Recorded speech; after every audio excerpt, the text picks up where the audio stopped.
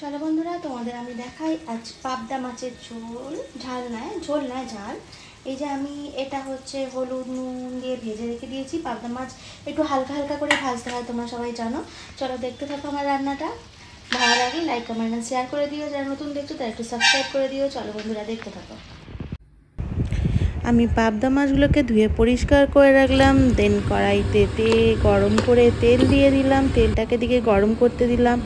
তারপর পাবদা মাছগুলোর ওপরে নুন আর হলুদ মাখিয়ে ভালো করে মেখে নিলাম।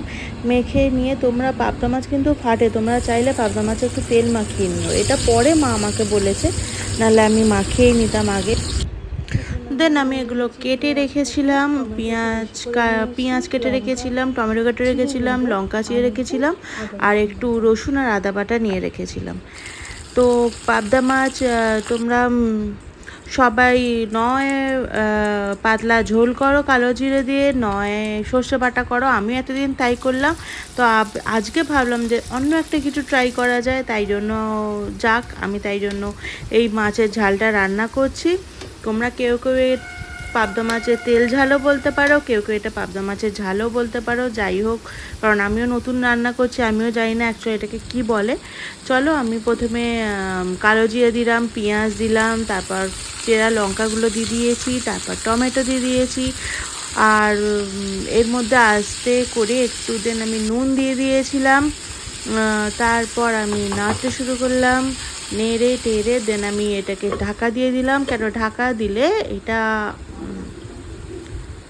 সিদ্ধ হয়ে যায়। দেন আমি এর মধ্যে